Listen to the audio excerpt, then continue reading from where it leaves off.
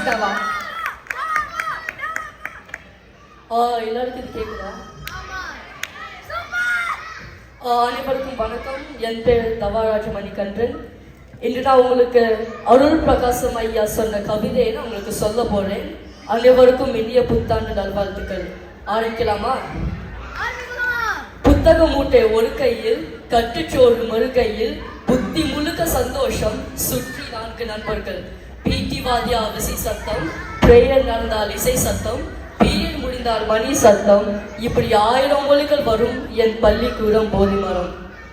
காலம் தாழ்த்தி வந்ததற்காய் கையில் அடிகள் வாங்கியதும், கணக்கு நோட்டை மறந்ததற்காய் காதை திடுக்கி அனுப்பியதும், படங்கள் சரியா இல்லேன் என்று அறிவியல் ஐயா கொட்டியதும், கவிதை எழுதி முடித்ததும், வகுப்பே கைகள் தட்டியதும், இன்னும் இருக்கிறது சுகமாய் எனக்கு வலிக்கிறது.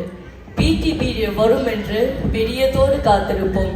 கணக்கு டீச்சர் கடன் வாங்கி கனவில் மண்ணை போட்டிடுவார். அற்றை நாளில் வாழ்ந்த நண்பன் முகங்கள் இன்னும் மறக்கவில்லை. அன்பு செல்வன் ஆஜா ஷெரி முகவரி இன்னும் கிடைக்கவில்லை. ஒருவர் சோற்றை ஒருவர் உண்டன் ருசிதான் இன்னும் கிடைக்கவில்லை. மாங்காய் விற்ற அம்மாவுக்கு கடனை இன்னும் அளிக்கவில்லை. ப்ராக்ரஸ் கார்டை வாங்கிட்டதுக்கு அப்பா அம்மா வந்ததில்லை. பேரண்ட் மீட்டிங் போட்டு குற்றச்சாட்டு சொன்னதில்லை.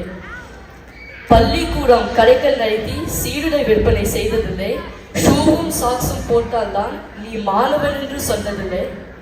எல்லா வகுப்பும் சிறப்பா இருக்கும், சிறப்பு வகுப்பே நடந்ததில்லை. கலைகள் எல்லாம் கற்று தேர்ந்தோம், கல்ச்சர் செய்து குறித்ததில்லை. பெட்டும் கட்டும் மடித்ததில்லை, பில்டிங் ஃபண்டே கொடுத்ததில்லை. இத்தனை பெருமை உள்ள பள்ளியில் படித்தவன் என்ற பெருமிதத்தோடு இன்று படிக்கும் பிள்ளைகளுக்கு ஒன்று சொல்வேன் கேளுங்கள். ஒழுங்காய் நானும் பள்ளி சென்று உள்ளேன் ஐயா என்றதனால் ஊரே இன்று என்னை பார்த்து நலமாயா என்கிறது.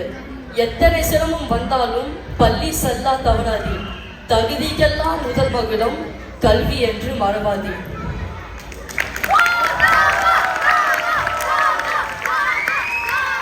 நன்றி.